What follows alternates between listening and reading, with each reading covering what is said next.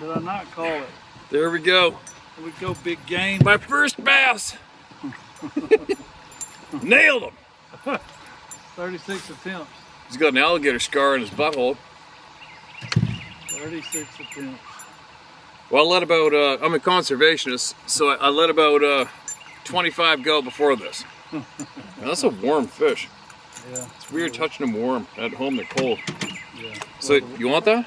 Yes, unless you plan on not eating anything tonight. Yeah.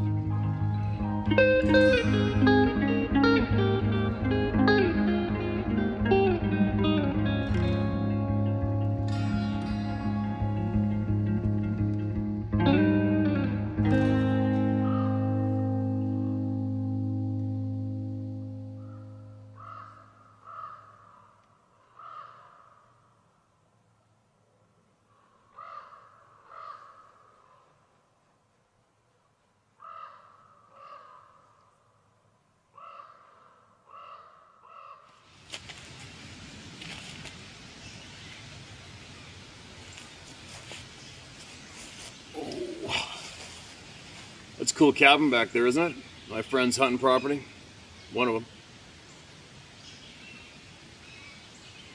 My eyes are tolerable, but whoa, I've never seen... Like, if I get pulled over driving right now by a police officer, they'd probably just throw me in the car thinking I was wasted or something. My eyeballs. But whatever. It's way better than it was. Now. Shit, I'm going for a blank. It's funny, I just had a good conversation with my friend here about this topic. He's not overly interested in it and probably thought it was more of a joke at first till I had a pretty good conversation with him. He's like, it's funny though, it's like I said to him, why I don't promote it, I don't really talk about it too much. It's either I prefer to just talk to people that knew, you know what I mean? People that knew, or people that had a true, honest concern because of where they live or what they do with their family. But it's interesting to have a conversation with somebody who typically would not give it any energy at all, and to see them listening, you know what I mean? It's good. But anyway, quick question. So, oh gosh, I always forget what the hell I was going to bring up. It's important, but let's just say you were aware of, say somebody cracked the code on how to film these beings and more. How to do it. Would you do it?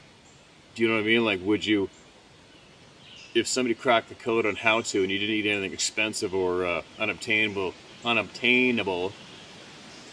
to successfully film this odd things that are going on, would you go out of your way to try to film? Or would you just accept it? You know what I mean? Like, for me, and you got to think about it seriously. Like, I'm seriously thinking about it. I didn't bring any bug spray with me and they're starting to seek me out. But, I don't need to go out and film these beings. I don't need to do it. I don't need to go out there and intentionally try to film them. I tried it a long time ago. I just want to know. I want to know what's up. I want to know what's going on with us as human beings. I want to know the true reality of what is exactly for real going on with us. How do we fit in? What can we seriously do? What do we not have to do, but we are being made to do? You know what I mean? There's all sorts of questions that I really want the answers to before this rides up. This topic confirms that we're being ripped off. You know, it's an easy topic to show the world that we're being ripped off. And I believe if we can find a lot of answers, including some solid answers to this topic and more, we can turn it around. We can make this lifetime what I believe it's supposed to be. That's what I'm about. I don't need to have Bigfoot pictures around my house and be the first one to obtain some kind of freaking evidence, which a lot of people are trying to do. I have at it, man. I'm not into it. I want the answers. I want the answers, and I want everybody to be heard. I want everybody to know the frickin' answers to a lot. I want to buck against the bad guys. I want the good people to win. That's what I want. I guess it's fresh in my mind because I just had that conversation with my friend just before coming out to get more people heard, right? But anyway, it should be interesting when I get home.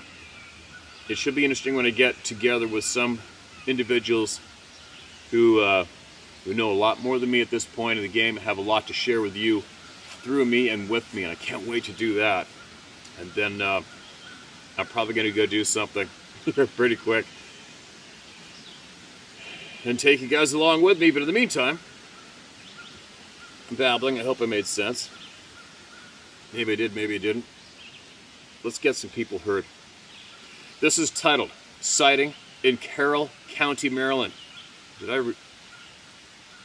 don't think I read this. Steve, your broadcast on April 19th, 24, titled, It Pulled a Boy from the River Hit a Chord with Me. I live in Carroll County, Maryland, next to a wooded area where I saw a large dark thing cross the road by the creek near my house out of the corner of my eye. My friend also saw it from the back deck. We both said at the same time, what the F is that? It was low to the ground as it quickly and silently crossed. Neither of us had any idea what it could possibly be. 2 years later, standing on my back deck again, I heard two loud, clear whoops. There's a lot of wildlife around me, and nothing can make a sound like that. This activity all occurred in the same stand of woods, and someone wrote in to you, PMCH1, regarding his experiences from a tree stand on a hunting property about 100 acres of land titled A Hair-Raising Experience, and his email. Would it be possible to forward my email to him? I think he hunts in the woods next to my home. Keep doing what you're doing, Steve. It's good and important work. Thanks again. All right. Let me retitle this email as needs attention so that I can remember to forward that for you. I hope I remember to do it. If I don't, just email me and bug me again, all right?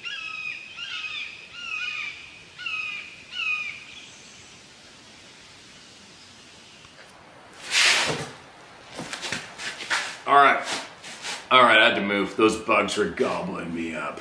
So,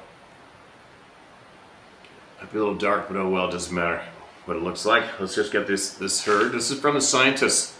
Again, all right? I don't know what it's about. Hopefully it makes sense. Steve, all these were either investigated in full by the professor himself or by someone who he would trust implicitly. He itemized the 11 below from a grand total of 59 attacks by unknown animal. He is adamant that due to the common elements in every attack, he believes they were carried out by a mature/old dog head. I'm uncertain if he wants them made public. I suspect he won't, as in many cases, he interviewed family members personally, and not in a single case did he stray from the original unknown animal story put out by authorities. He also observed some of the autopsies taking place in order to establish similarities in the causes of death. For your information, most of the victims died by having their throats ripped out. The fang/teeth marks were virtually identical in every case.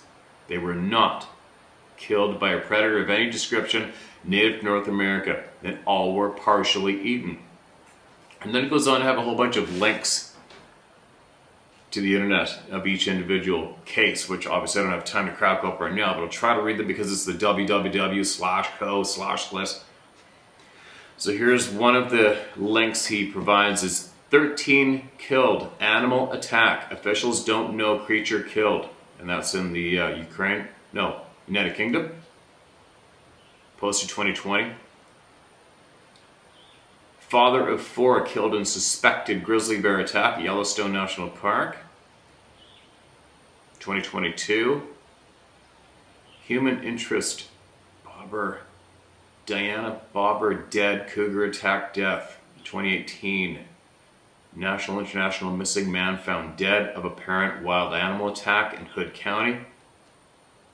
2021. U.S. News, Colorado woman dies after apparent bear attack. 2021. Multiple horses and dogs found dead after apparent attack in Monroe, Colorado. 2018. Fox News, hiker found dead after apparent bear attack. Police say. 2020. ABC News, wire story, troopers. Alaska man found dead, apparent bear mauling. ABC News, teen dies, apparent animal attack, 2020. North Carolina, woman killed in mysterious animal attack, police say, 2019. All right, so if it's that's worth digging, I guess these cases are the 11 he's talking about that the professor was actually investigated. I don't know why this is. A few things are confusing me about these guys. Maybe I'll share what I think in a minute. Now the professor says, regarding these creatures, I really cannot stress enough, they are dangerous, they are unpredictable, they are killers of people and worse. The 3-letter agencies in the USA and elsewhere are aware of it. At the scenes of attack, unless covered up, there are more 3-toe pad marks than any, there are more 3-toed pad marks than any other trail marks. The evidence is overwhelming, provided of course the tracks haven't been kicked over or attempts made to obliterate them. The other thing I've caught on to but failed to understand is just why the FBI agents will be in attendance. There are things that have absolutely no reason to have federal agents attend. Regarding incidents at nuclear stations, then yes, they are within their jurisdiction. But for animal attacks and many other things, like people who go missing in strange circumstances, for instance, that I can only guess they are there in order to do some kind of cover-up. As to what they need to cover up still escapes me. So that's the end of that email from the scientists. But here's an odd question. So if this guy's a nuclear scientist, why is he included in investigating weird, strange deaths of humans by a mysterious animal? Huh? I think there's a slight chance that these scientists aren't who they claim to be. Alright? Meaning, I don't mean they're lying about everything. I mean they are possibly hiding their true... I think these guys are possibly hiding their true credentials, is what I'm saying. I just got a funny feeling. Because a lot of these things that they shared with me don't add up to being just a scientist. If that makes any kind of sense.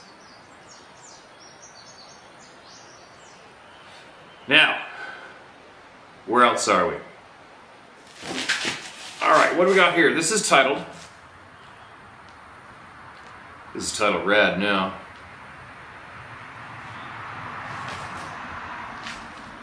Bigfoot explained according to the RA, R-A, and the Law of One.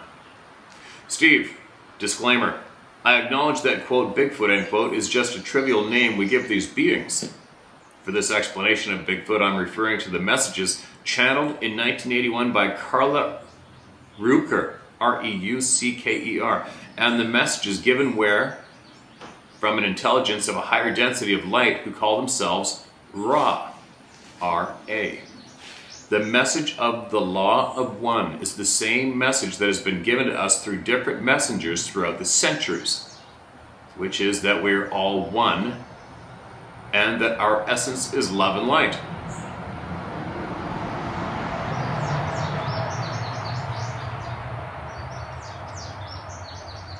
These messages also explain how the pyramids were built and many other fascinating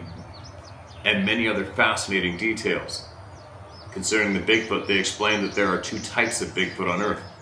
The first type are a race of Bigfoot which live underground, in underground passageways, and have glowing eyes. According to Ra, these entities consist of a soul group that destroyed their own planet and are working out their karma, or energetic distortions, by reincarnating in this manner. They are more common than the second type of Bigfoot, and they are not able to detect humans as well as the second type. However, they do retain some memories of their previous technologies, which make them very skilled at evasion. The second type of Bigfoot is much less common, and they live deep in the forests. According to Ra, they're extremely resistant to radiation, and they were put on Earth to act as a gene pool in the event that humans destroy themselves with nuclear technology. They also have a higher degree of awareness and are able to detect human life from very far distances. It is important to note that if an individual is able to shift their frequencies, then they will see many other entities from other dimensions. However, it was stated that these two types of Bigfoot were physically present on Earth. Thanks for sharing, Mark. Okay, Mark. That sounds interesting. Maybe next time you can send me this. Send me where you got this. Let me read it. Send me the article. Send me the book. Forward it to me so I can read it myself and see what else is in there, alright? Alright, who we got? What do we got? This is titled Two Generations of Sightings in Mississippi. Alright. Hello, Steve. My friends call me Big Mark. I love what you're doing. For people like me, keep it up. I completely forgot about this incident, as if it was erased from my memory. As an adult, I just happened to be looking at a website with Bigfoot recordings. I won't mention the website. You know, those idiots. I'd moved my elderly mother onto our property to take care of her. She was on the couch while I was listening to the recordings. I played the recorded Sasquatch screams from Snohomish, Washington. Steve, I almost passed out. My forgotten memory of over 25 years prior had flooded back into my mind, causing intense feelings and chills from my head to my toes. That was it. That's exactly what we heard that day. My mother asked what I was listening to. Joking with my mom a little bit, I said, "What do you think it is?" Laughed to myself at what her answer would be. Her answer made me almost fall out of my chair. She said, "I know exactly what that is." When I was a child in the 1930s, that thing would come around the house at night during the summertime. It would start screaming and hollering, getting the hunting dogs all worked up. Your grandpa, a couple of uncles, and a few cousins would get the guns and lanterns and would chase this thing through the woods all around the house. I laughed because this thing was so fast it even outran the dogs. And they thought they could catch it. Holy blank, I was speechless. My encounter took place in December 1979 in the Kosciuszko River. In Kosciuszko, Mississippi. Kosciuszko, Mississippi. Less than 6 miles away as the crow flies from where my mother had her experiences. I was 10 years old. I need to start out by relaying what we found over a year prior to this incident. My family lives in this area, lives deep in the woods. The nearest neighbor is 2 miles away, and at this time the nearest paved road was almost 10 miles away. To say they were in the middle of the woods is an understatement. One summer while me and my 2 cousins were exploring the vast woods around their property, we came across an old abandoned shack. It looked like it had been abandoned for over 100 years. I remember the panes of the glass in the windows being wavy, not smooth. As young boys, our curiosity got the best of us. Since the house looked abandoned, we cautiously went inside. There was only 3 rooms in the house, and I remember in the kitchen it still had the hand pump for the well where the sink was. What I remember the most about this house was that in the middle of the living room floor it looked like a giant bird nest. It was made out of limbs and leaves and smelled horrible. One of my cousins yelled, "It was a witch's house," and we ran out of there as fast as we could. Fast forward to Christmas time 1979. We were staying several days for Christmas at my uncle's house, which was about 3 miles from that old witch's house through the woods. Upon arrival, my uncle bragged to my dad that he had harvested several deer already this year. He told my dad of a pond about a mile from his house in the woods where deer gather in the evenings. Me and my dad suited up in our hunting gear and set out a few hours before dark to see if we could find any deer. You have to walk down a red clay road following a barbed wire fence a little over a half a mile from my uncle's house. When the barbed wire fence turns into the woods, you follow it at that point 300 or 400 yards and the pond will be on your left. We made our way to the turning point, followed the fence into the woods, trying to be as quiet as possible. We made it to the pond, but there were no deer in sight. We stayed till almost dark and started making our way back. Thinking back on it now, the woods were eerily quiet. As we came out of the woods and turned left, following the barbed wire fence down the road again, I began to hear noises on the left side of the road, about 30 feet into the woods. My dad was talking and I was trying to focus on him, but kept hearing snaps and cracks of some very large limbs in the woods. Whatever this was sounded big. After a little while, I began to realize these weren't 4-legged steps an animal would make, but they were the steps a man or something on 2 legs would make walking through the woods, and it was stalking us. My dad had noticed it also and put his hand on my chest, forcing us to stop walking. He never said anything, as to not draw attention from our pursuer. But when we stopped, it took 1 or 2 more steps and then it stopped. I then realized whatever this was could clearly see us at 30 feet away, but we couldn't see it. I remember the temperature being in the low teens, but because of my hunting clothes, I was very warm. It wasn't until this very instant that a cold chill ran from my head to my toes. All my hair stood straight up. My dad, noticing my obvious fear, leaned down towards me and asked me if I was afraid. I wanted to scream yes, but not wanting to disappoint my dad, I shook my head no. He asked me if I knew how to shoot the gun I was carrying, which was a 12-gauge shotgun loaded with buckshot. Since he taught me to shoot at an early age, the question was more to bolster my bravery than answer his inquiry. I said yes.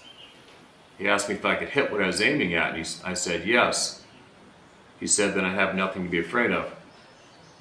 Somehow, that did not give me much comfort. We started walking again, and several miles between there and my uncle's house, we stopped and started. And each time we would stop, whatever this was would stop also. Before you get to my uncle's house, the woods end at an old cornfield.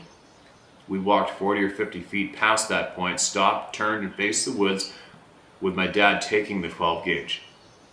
Whatever this was walked right up to the wood line, and we heard it stop. We could see nothing inside the woods but darkness, but knew whatever it was just inside the woods, knew whatever it was just inside the woods staring back at us.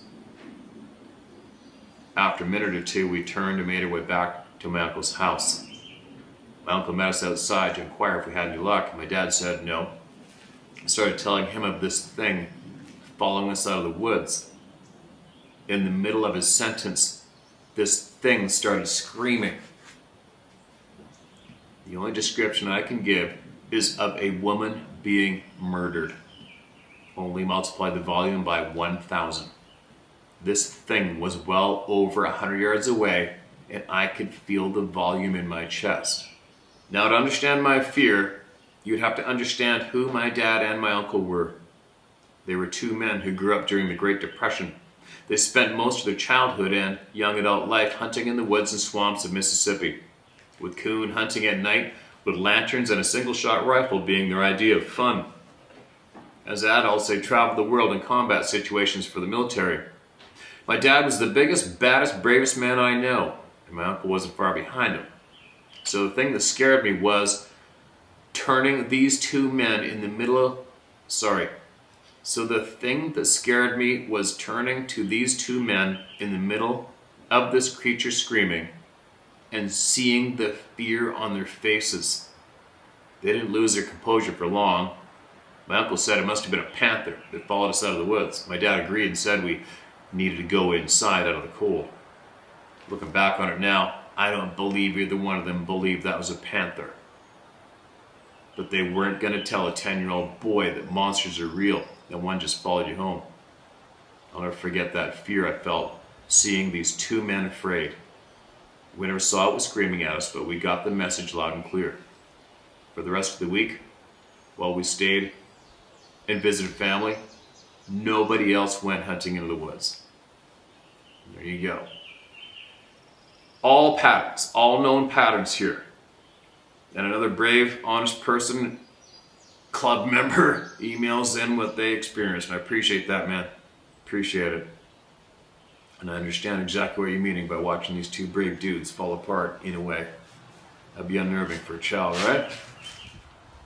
Hi Steve, first I'd like to say I've been following your channel for 18 months or so now. Love your no BS style and appreciate your passion in giving people a sound base to voice their experiences with fear of no ridicule. Appreciate the kind words. The reason I'm writing to you is because the more I listen to your channel, the more I realize that my two experiences contain elements of what so many have experienced, which is pretty crazy, as you don't associate Ireland or the UK with these beings, right? Well, actually, we have a few times now, that's for sure. Before I start, both these experiences happened in 1990 Ireland and 1995 UK. Back then, I was a regular 24 and 29-year-old working class hod carrier and plasterer's mate who practiced Gojo Ryu karate. I was hardy young, bolshly, and nothing scared me. I had plenty of bar/street fights and I didn't scare easily. First experience happened in late summer 1990 in Ireland. I was spending 3 months traveling, hiking, camping in Ireland with a girlfriend. We were driving north out of Youghal, County Cork, alongside the Blackwater River on a small, narrow, windy road. Good, wide, heavily forested valley, very wide river full of salmon and trout, by the way. We were some way out. We passed an abandoned Church of Ireland church. On the right with a small graveyard, the river always on our right. No houses around, odd. But in the distance, we kept seeing a stately looking home or castle in the distance, which kept disappearing due to the windy road. Turned out it was a closed monastery. After the church, there was an unmade road to our right, which was lined by decaying tall brick walls, with the river behind that. We decided to park and go explore. It seemed weird, nothing for miles, just forest, the river, then this entrance and track. As we walked along, I became very uneasy. I had the sensation of being watched. All was too quiet in the height of summer. No noises, not even from the river, not far away. We walked to the end of the track, and there was a decaying locked wooden gates painted green with a large white sign painted in red, "Keep out private property." We could see what looked like large derelict farm, decaying derelict buildings forming a courtyard with a large dead tree in its center. Then, unnerving, I noticed that most of the vegetation beyond the gate was dead or dying. This is creepy. It's at this time I had a ridiculous, unexplainable sense of pure evil and of being watched by something that really didn't like us being there. Didn't really like us or us being there. All the hairs on my neck, body were electrified and stood on end. Panic isn't a good enough word. The logical side of me tried to make sense of it all and to keep calm. We decided to get back to the car and to drive to our next destination. And as we walked back with the old tall brick wall flanking us, I could hear something walking behind it. I stopped to light a cigarette, and it stopped. I looked back to where we walked, and an image literally came into my head. I don't know how or why. It was as if every leaf on every tree having an eye, an unkind eye on it, and of faces of leaves in the trees. The feeling of dread, terror, and pure evil, hatred, then becoming overwhelming. So off we went. With clearly loud footsteps matching ours. We slowed, it slowed. We picked up pace, it did. I say it, as it was bipedal. No pitter-patter hooves. This was thunk, thud, thud, regular. When the car was in sight, I told Wendy, who was walking in front of me, to run. I walked for about a dozen steps and then ran also. Freaky, unexplainable. And a pattern. But the second experience in England was very similar and far worse. Late summer '95 England. I was now married. Me and my wife and two good friends, Chris and Allison, had been out for the whole day since morning exploring the South Downs. It's now a national park. We'd visited a few ancient hill forts, picked berries, walked, and had a picnic. It was early evening, bright, sunny still, no breeze. We were heading home south along the A285 when we took a narrow local road through Eartham Woods. About 4 minutes after taking our turn, the road goes uphill. The old VW camper hugged along, Chris driving. All besides him, me, and the wife in the back. Old woodland either side of us. When? What the F? What was that? Am I hallucinating? I rub my eyes. My wife's face tells me by her expression that she had seen it too. A large, very old dead oak tree set back about 40 feet from the road. It was shaking, as if several invisible rugby teams were jumping up and down on its every branch, or as if it was alive and it was waving its branches around wildly like a person with its arms to attract attention. I noticed that the tall, knee-length grass wasn't moving. There was no breeze. It was then when Allie went mad. "Chris, did you see that? What the F was that?" Chris was a gentle giant, 6'4", wide shoulders, always calm, ex-biker, 10 years older than me, and he was a gent, softly spoken. "Yeah, that was strange," was all he said. And by this time, we chugged past it, and I asked them, "What did you see?" They both told me, and it was exactly what my wife and I had seen. So we did the only thing we could, which was to park up and go investigate, right? Me and Chris rode out of the van first and rushed back to the oak tree, with the girls trailing nervously behind. When we came nearer to the tree, me and Chris looked for signs of anything obvious. People, ropes, etc. Nothing. Nobody. No ropes. Nothing explainable anyways. The girls were by now 12 feet or so in front of the tree on its roadside side. Me and Chris to its left, and right. I told Chris, keep the girls for a second. Sorry. I told Chris, quote, keep the girls for a second, end quote. As I walked to the back of the tree to check something out, again, that odd feeling of foreboding came over me. An unease and prickly feeling of being watched. And there on the floor of the forest floor, on top of the leaf litter, under the clearing of this large oak and behind it, where the thicker woods started away from the road, was what I'd guessed to be deer or sheep bones, along with tiny piles of bird bones, all picked clean, along with signs of a campfire that someone had tried to spread out and hide. Keep the girls there, I said. But of course, everyone wanted to see what I'd found. I think the color had drained from my face, all freaked out. Sorry, Allie freaked out.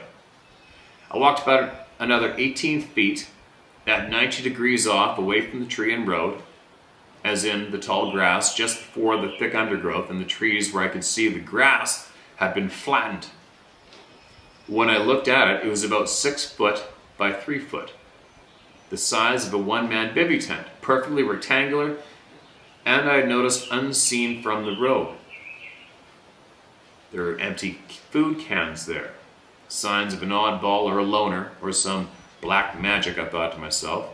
I didn't believe in all that mumbo-jumbo back then.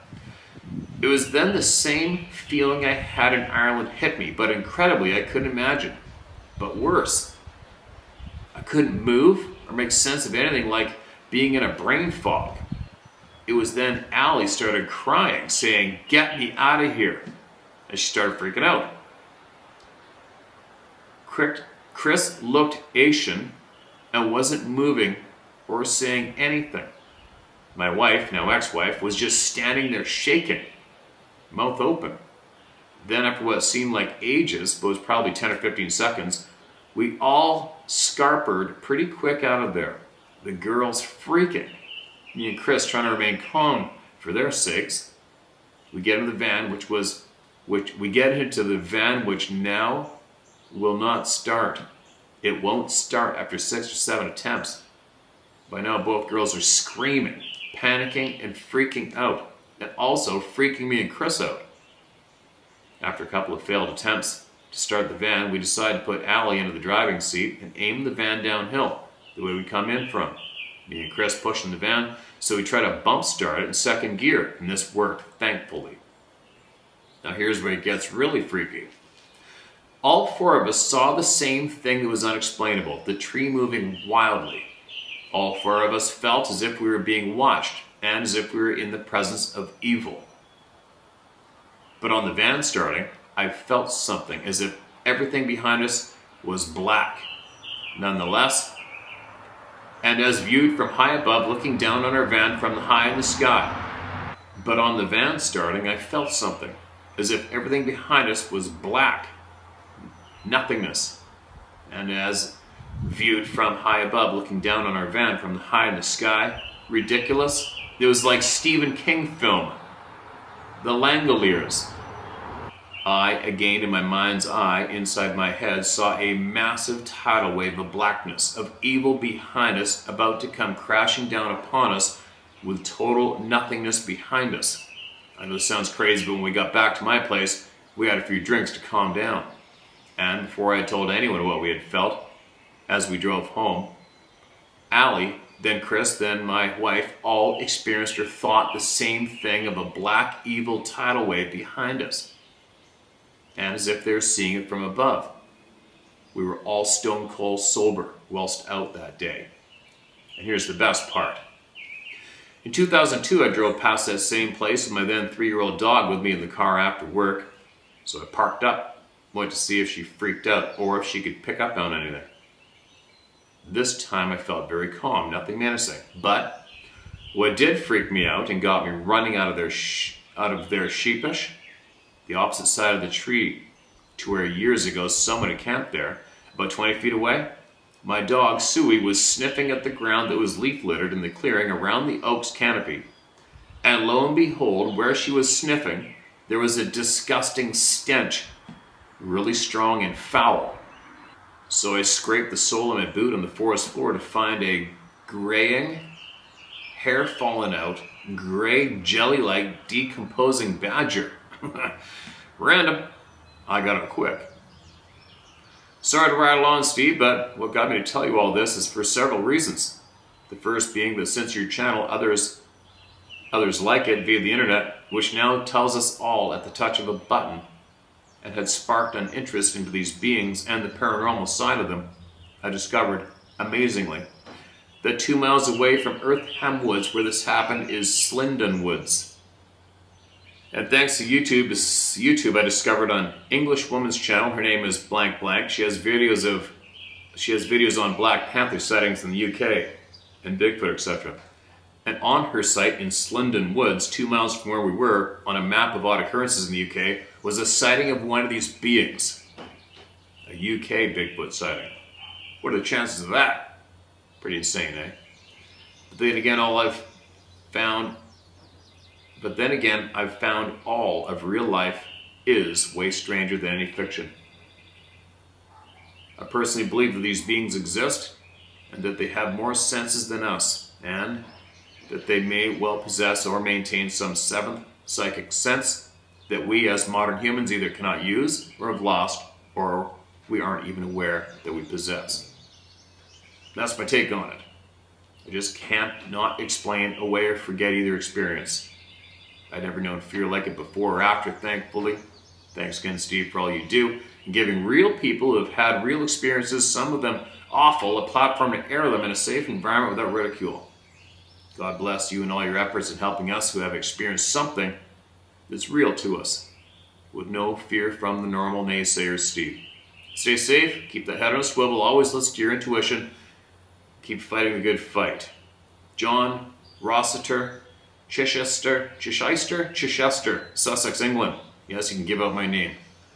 Okay, that's crazy. I wonder how many people are going to add into that from around the same area. And I can't really talk too much right now because my friend just returned and I'm late and I gotta get ripping, and I apologize for cutting this short, but I gotta go. So, I will be back again tomorrow, without a doubt, and I'm gonna share a lot more. Share my story at howtohunt.com, alright? Get it to me. Whew. I'll be back. Real. How big? Real. Like real big. It's a great white? Real big. Holy shit, that is big. We don't have a net. Yeah, I do. Can you get the net? Like, Yeah, I got it. under the net? Yeah. Bring him up.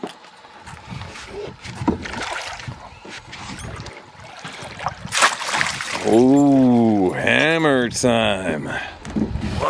What? What is that?